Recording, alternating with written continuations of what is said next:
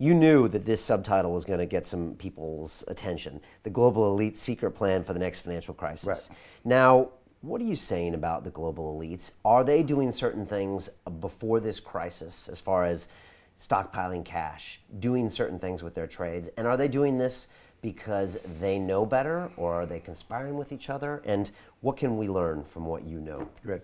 Well, I don't think it's a conspiracy in the sense that there's, a small group of Illuminati wearing hooded robes sitting around a mahogany table like a scene of Spectre from a James Bond movie. It doesn't work that way. But of course, you used to hang out with those Illuminati in Greenwich, Connecticut. We'll get to that later. That's another story. So, okay.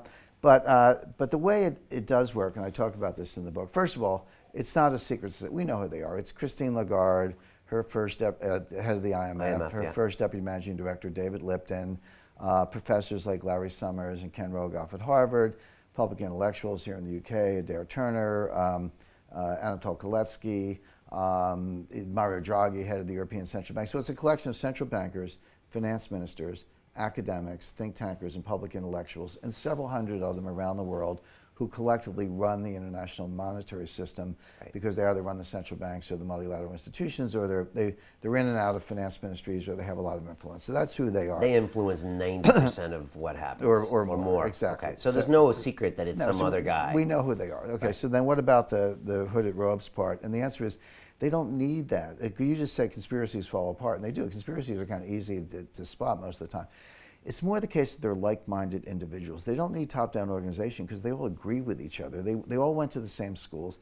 They went to Oxford, Cambridge, MIT, Harvard, Chicago, Stanford, like 6 or 7 schools in the whole world. They all went to them. In many cases, they were each other's PhD thesis advisors. Stanley Fischer is the vice chairman of the Federal Reserve, former MIT professor, a little older than the rest. He was slamming my alumnus here. Look, I know a lot of these guys. I mean, I kind of know whereof I speak.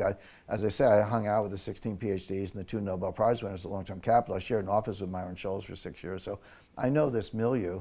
But Stanley was the thesis advisor to a lot of the other central bankers. So they're not only like-minded, they taught each other. And they all learn the same thing, and it's all wrong. They're not uneducated. They're miseducated.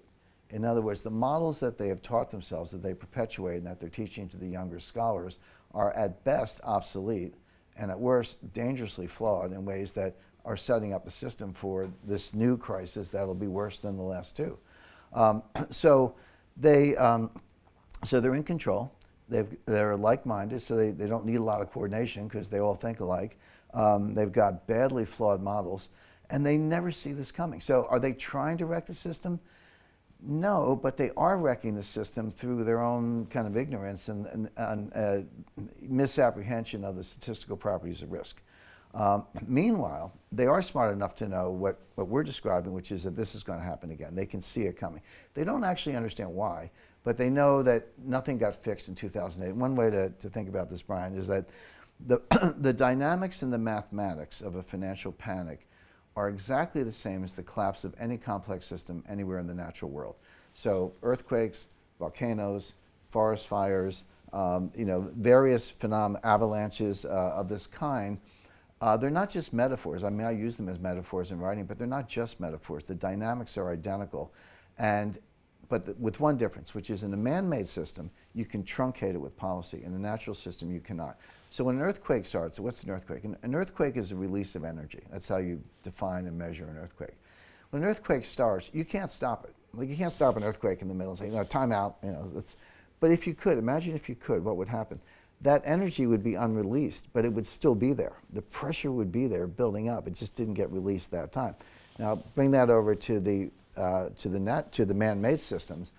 There, when the earthquake starts, when the release of energy starts, you can truncate it. So you have dominoes falling, boom, boom, boom, boom.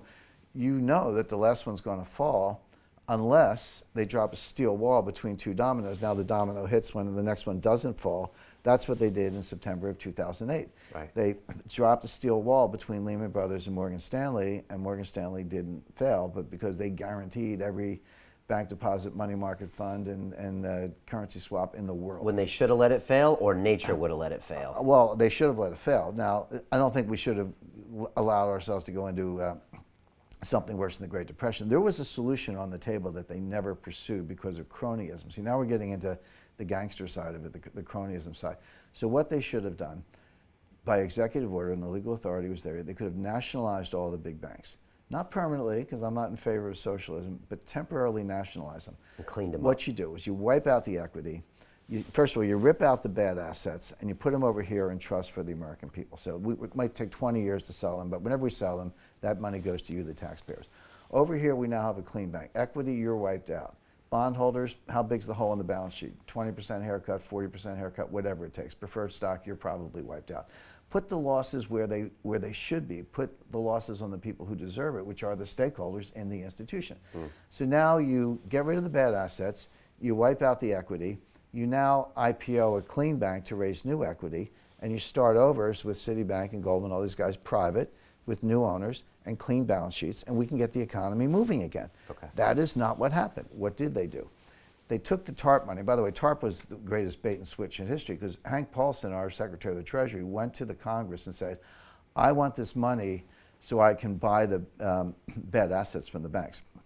I want to strip out the bad assets. It's not what he did. He took the money and gave it to the banks as capital, and they kept the bad assets, which meant that when they recovered, the bankers got the profits, not the people.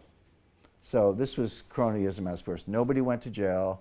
None of the big banks failed, other than Bear Stearns. Right. So the big banks didn't fail. He was ex-banker. Was he Sorry? Paulson was ex-banker, right? Goldman. Yeah, Goldman. Yeah, so they bailed out their buddies. All these guys kept their jobs. They kept their phony baloney jobs. They got their $1 million bonuses. Their stock price came back. When things recovered, the profit didn't go to the taxpayers where it should have. It went to the banks. Everything about this was corrupt. But they could have done this nationalize, clean up, re-IPO, privatize, and kind of move on with a clean bank. Okay, so that was the other option. That was the other option. It was not done.